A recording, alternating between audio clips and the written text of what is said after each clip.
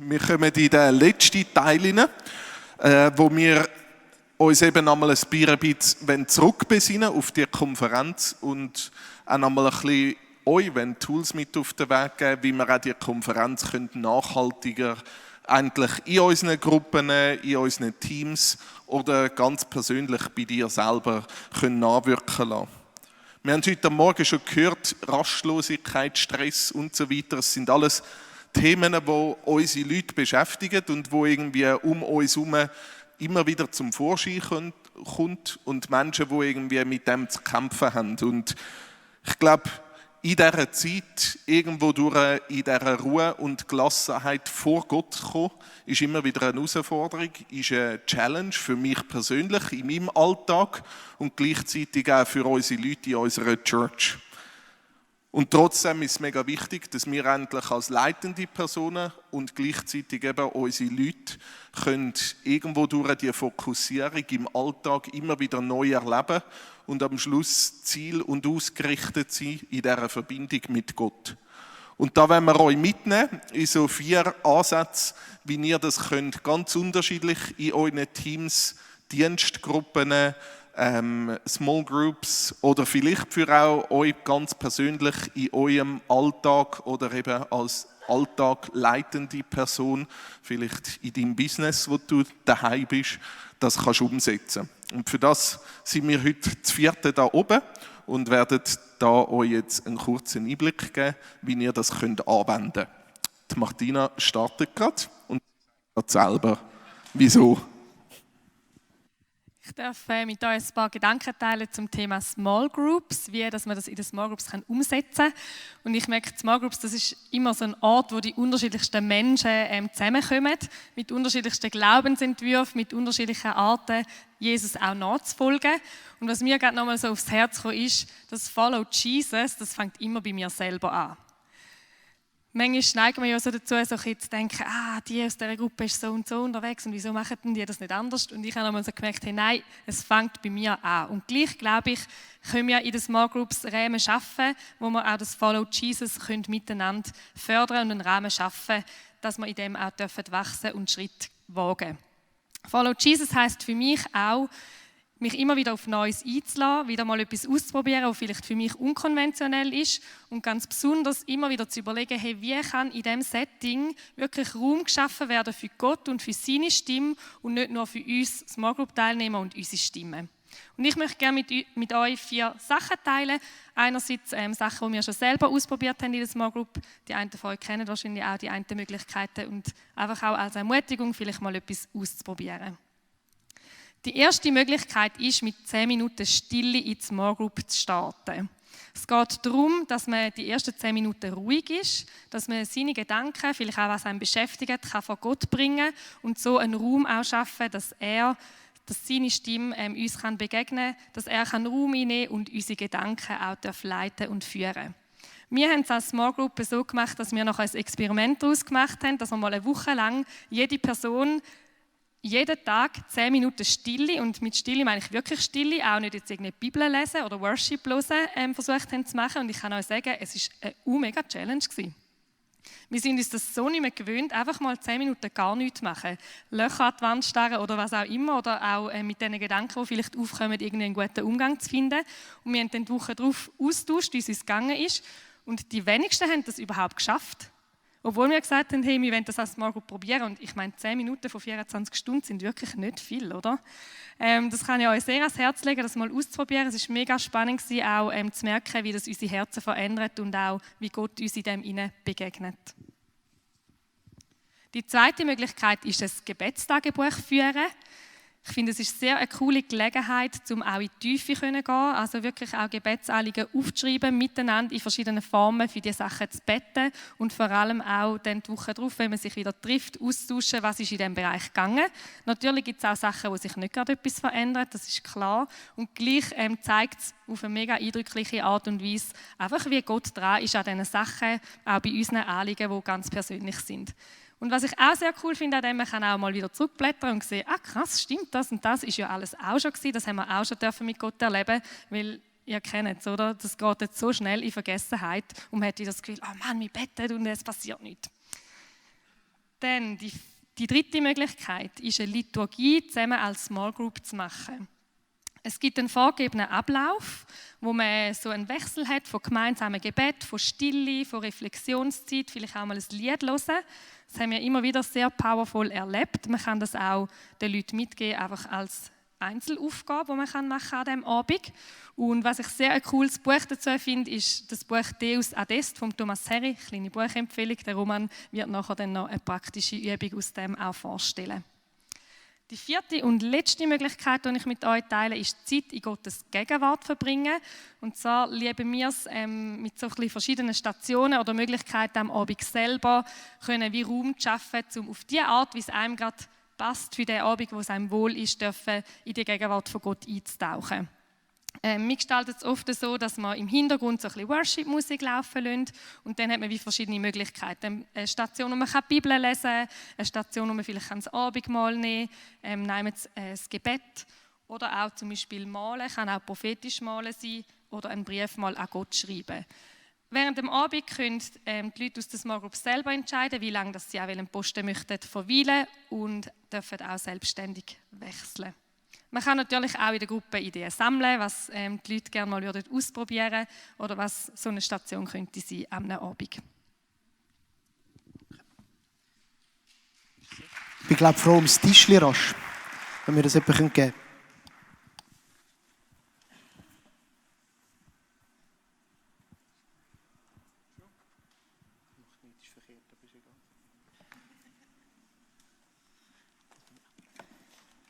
Ich habe sonst ein bisschen viele Sachen in meiner Hand. Ich darf euch ein Tool mitgeben, das sich eignet für diverse Einzelgespräche.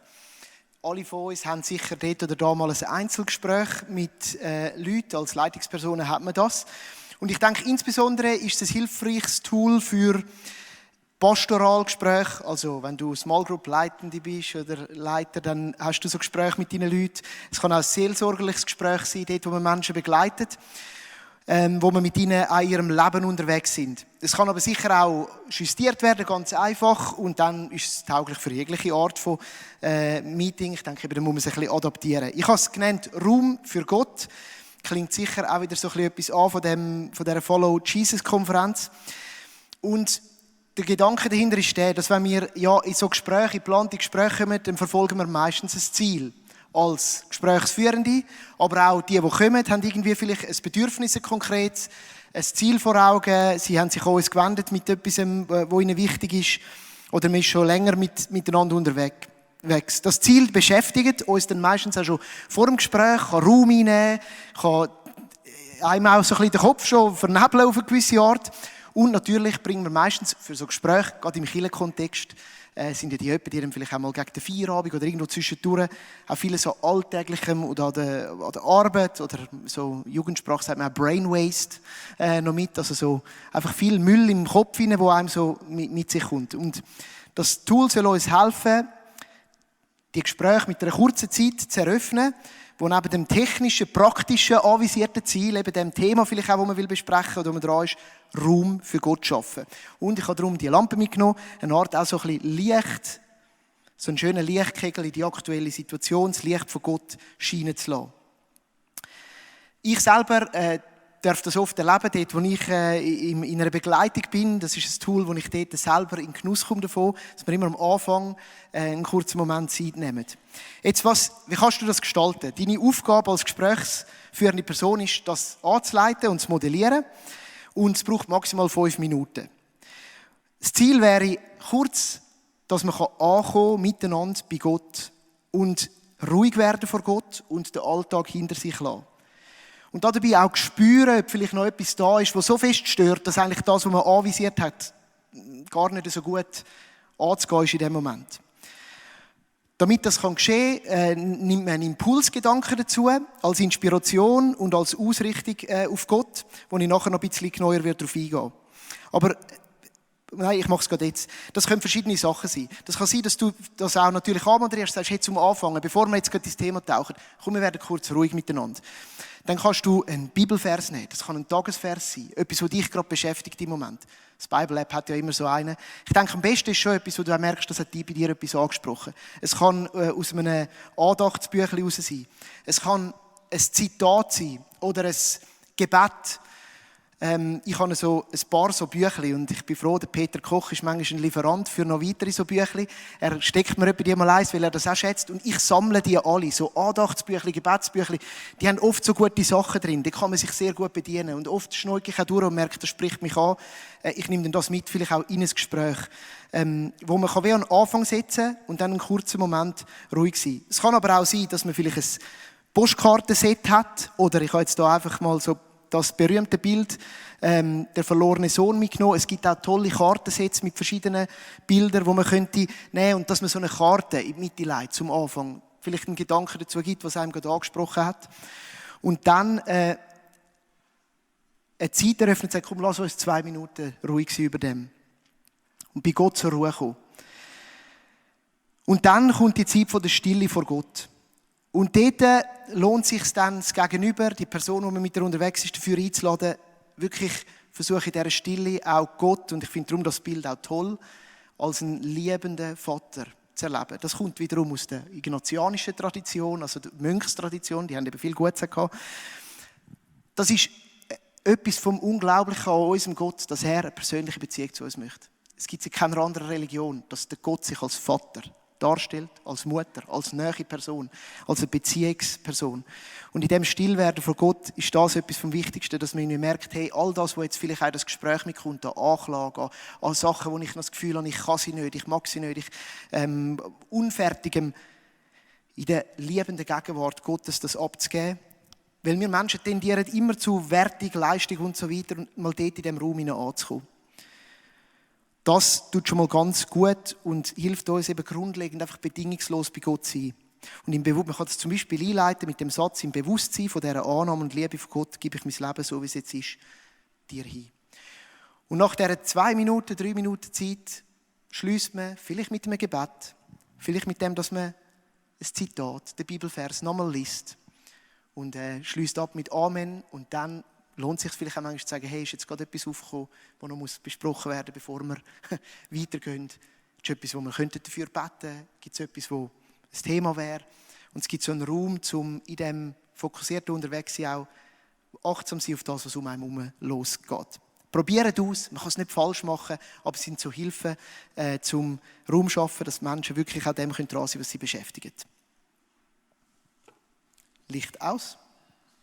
Muss ich länger drücken? Jawohl. Du kannst die Laterne noch lassen, für mich ist gut. Das Licht von Gott auch da ein bisschen. Das Licht von Gott können wir alle brauchen.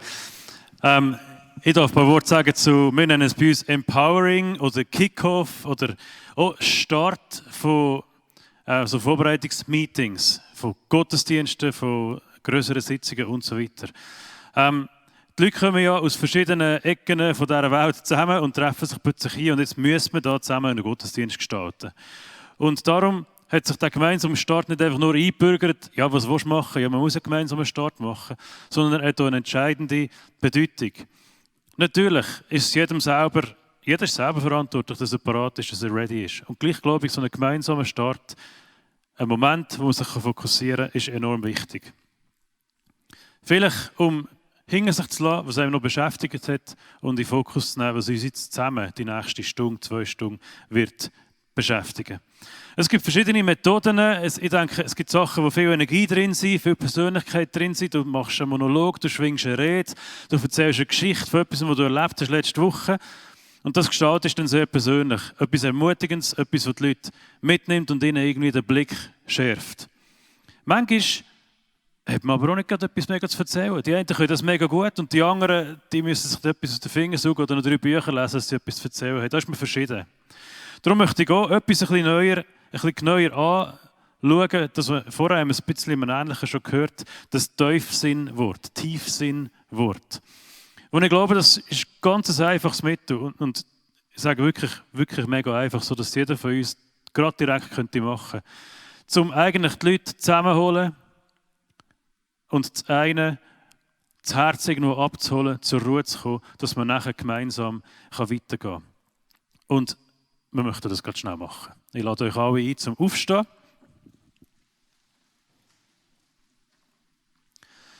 Einmal, zweimal tief durchschnaufen und nachher einfach weiter schnaufen. Und dann sage ich etwas, was mir in den Sinn kommt. Und wir sind einfach schnell ein paar Sekunden ruhig.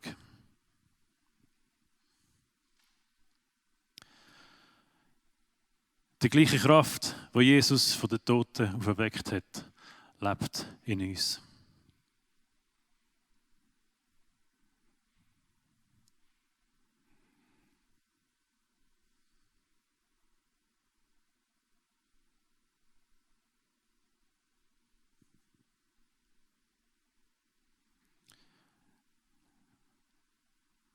Die gleiche Kraft, die Jesus von den Toten auferweckt hat, lebt in uns.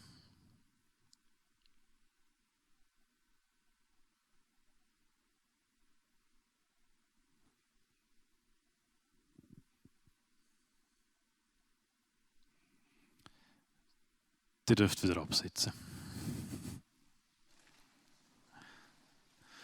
Ich weiß nicht, wie es dir gegangen ist. Es ist ein Bibelzitat, aber frei übersetzt. Das ist mir jetzt in den Sinn gekommen. Und ich habe ganz bewusst sehr, sehr tief jetzt Low-Level gemacht. Man kann das so vorbereiten. Man kann ein Zitat nehmen, das mega drauf passt, den Bibeltext vorlesen, darf auch länger sein. Es muss aber nicht. Und es hilft, zum Runterfahren, zum oben runterkommen und in den Gedanken sich auf eine Richtung aufmachen. Man kann dazu mehr sagen, warum das Zitat, warum mich das gerade bewegt, warum ich das Gefühl, es ist inspirierend, aber man muss auch nicht. Ich sage es bewusst so, weil ich glaube, manchmal hat man das Gefühl, ja, die Pastoren, die können so Anfänge machen, oder die Leitungspersonen, was wir ja by the way alle sind, aber das kann ich nicht. Ich möchte sagen, so einen Anfang kann jedes von uns machen und sogar einigermaßen spontan. Nimm, was auf dem Herz hast, oder bereite dich vor und bekomme etwas aufs Herz und dann bring es. Und in so einer Zeit kann es irgendwo absickern. Etwas noch Ruhe aushalten ist manchmal gar nicht so einfach. Wir haben jetzt etwa 30 Sekunden ausgehalten. Manchmal ist es schon gut, wenn man vielleicht 2 Minuten macht. Dann schnappt er doch eine Uhr und schaut drauf. Vom Gefühl her ist man nach 10 Sekunden schon 2 Minuten weit gelaufen. Ist man aber nicht. Also das ist manchmal schon, man muss die Ruhe ein bisschen aushalten. Den Leuten ein bisschen Zeit geben, die ersten Gedanken sind noch irgendwo und dann kann es dann irgendwann kommen. Das ist so eine Möglichkeit, nebst vielen anderen, wie man so eine Gruppe, so ein Empowering könnte machen.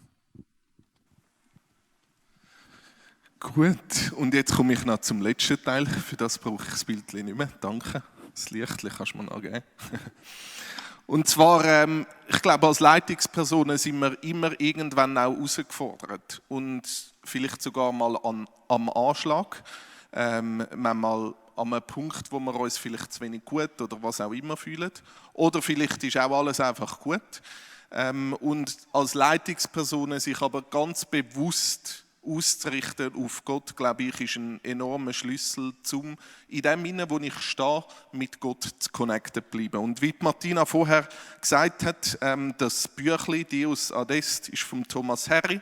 Es ist ein Büchlein, das Tagzeitengebet drin hat, aber es hat dann auch für so verschiedene Seasons von deinem Leben gewisse Gebetszeiten drin, wo so 10 Minuten, Viertelstunde, je nachdem, wie du das für dich nachher anwenden tust, eigentlich gehen, wo alles schön geleitet ist, wo du nichts musst selber aus dir rausmachen oder so, sondern wo du einfach kannst durchlesen und sein. Und für mich persönlich ist gerade in einer Zeit, wo ich mich ehrlich gesagt zu wenig gut gefühlt habe, um irgendwie die My Church zu leiten und so weiter, irgendwie ein Moment gewesen, wo ich mit Gott connecten und wieder Kraft und Energie tanken, um zu sagen, Gott, mit dir zusammen kann ich da durchgehen. Und ich nehme euch da mit, ihr dürft euch zurücklehnen. Ich habe es jetzt nicht dafür gepimpt oder so, es geht ein bisschen länger. Du darfst einfach zurücklehnen, von mir aus darfst du auch die Augen zumachen, musst es ja jetzt nicht lesen. Und nachher mit mir mitgehen in diesen Worten. Am Anfang empfiehlt er immer ein Kerzchen anzuzünden. Wir haben jetzt hier ein Lichtchen. Das kannst du natürlich so machen, wie du willst. Und dann kommt der Punkt vom Vergegenwärtigen, wo du deine Hände darfst aufmachen als Bereitschaft und Hingabe und Offenheit und Empfangsbereitschaft gegenüber Gott. Dein Reich komme, wie im Himmel, so auf Erden. Ehre sei dem Vater und dem Sohn und dem Heiligen Geist, wie im Anfang, so auch jetzt und alle Zeit und in Ewigkeit. Amen.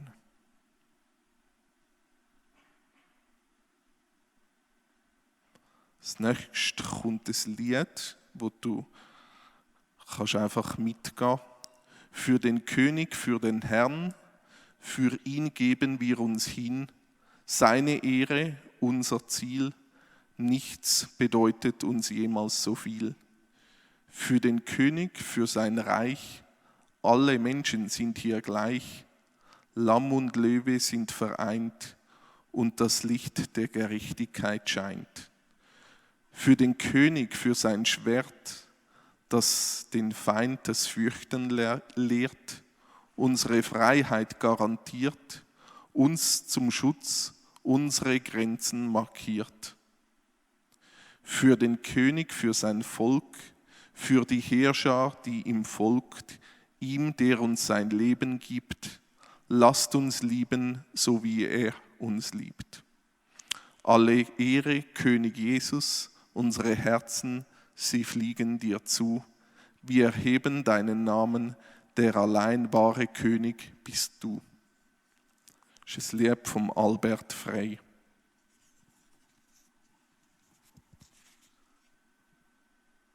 Jetzt kommt ein Bibeltext aus dem Jesaja 6.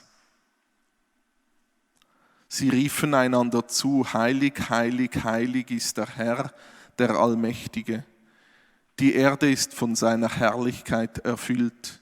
Dieses Rufen ließ die Fundamente der Vorhalle erzittern und der Tempel wurde mit Rauch erfüllt.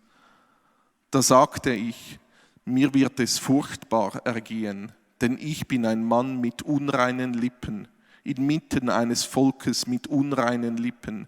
Ich werde umkommen, denn ich habe den König, den Herrn, den Allmächtigen gesehen. Doch einer, der Seraphe, flog zu mir. Er hielt ein Stück glühende Kohle in seiner Hand, das er mit einer Zange vom Altar genommen hatte. Damit berührte er meinen Mund und sagte, sieh, dies hat deine Lippen berührt, jetzt ist deine Schuld getilgt, deine Sünden sind dir vergeben. Dann hörte ich den Herrn fragen, wen soll ich senden? Wer wird für uns gehen? Und ich sagte, Herr, hier bin ich, sende mich. Nehmt uns einen kurzen Moment, um das Wort in uns sein zu lassen. Wen soll ich senden? Wer wird für uns gehen? Und ich sagte, hier bin ich, sende mich.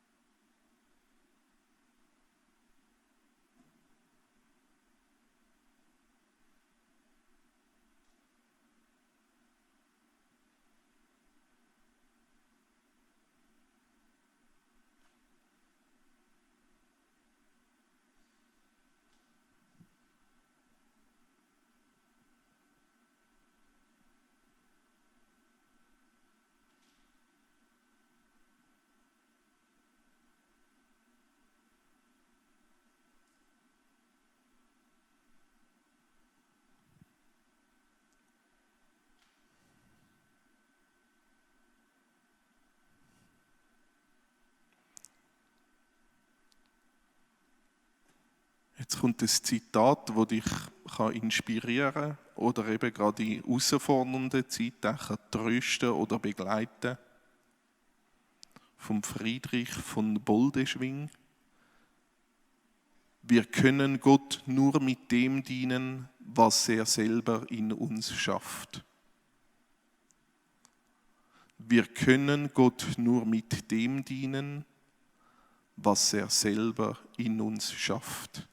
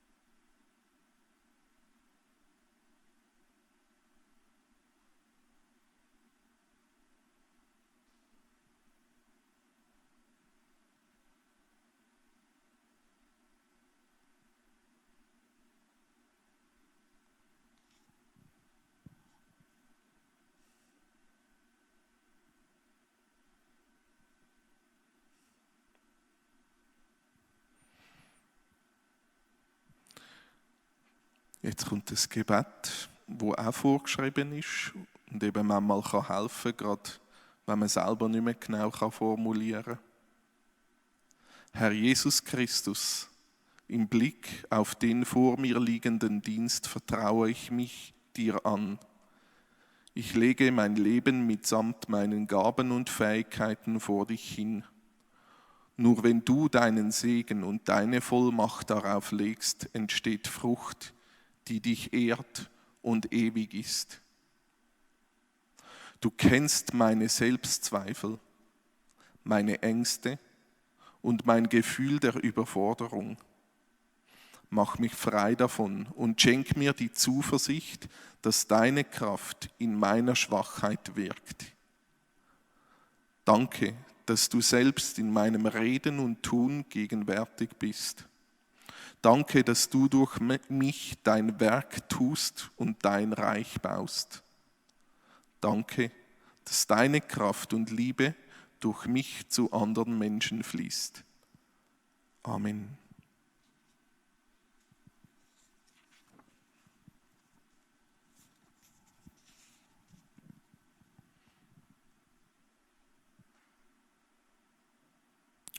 Es geht noch weiter. Das Lied: In Gottes Namen fange ich an, was mir zu tun gebühret. Mit Gott wird alles wohlgetan und glücklich ausgeführet. Was man in Gottes Namen tut, ist allenthalben recht und gut und kann uns auch gedeihen. Gott ist's, der das Vermögen schafft, was Gutes zu vollbringen. Er gibt uns Segen, Mut und Kraft und lässt das Werk gelingen. Ist er mit uns und sein Gedeihen, so muss der Zug gesegnet sein. Drum komm, Herr Jesus, stärke mich, hilf mir in meinen Werken, lass du mit deiner Gabe dich bei meiner Arbeit merken, gib dein Gedeihen selbst dazu, dass ich in allem, was ich tue, ererbe deinen Segen. Ein Lied vom Samuel Liskow. Und abschließend, und das soll auch gerade für dich ein Segenswort sein: Segne mein Hören, segne mein Reden, segne meine Gesten, segne mein Tun, wirke Frucht, die dich ehrt, schaffe Segen für die Ewigkeit. Amen. Mir hilft das Gebet in zwei Situationen, wie ich vorher gesagt habe, in herausfordernden Situationen, wo ich manchmal selber am Anschlag bin. Und gleichzeitig hilft es mir dann, wenn ich das Gefühl habe, ich kann jetzt auf die Bühne stehen und predigen und alles ist super vorbereitet, um die Ausrichtung im Herzen zu gewinnen, dass ich ohne ihn nichts schaffen kann. Und die Connection mit dem Vater im Himmel genau gleich fest brauchen. Das ist eine einfache Möglichkeit, wenn man selber manchmal gar nicht recht weiss, was soll man jetzt gerade vor der Small Group tun, um sich zu fokussieren oder vor einem Team-Meeting tun, um so ein Büchlein für zu holen und sich leiten lassen in dem Sinne.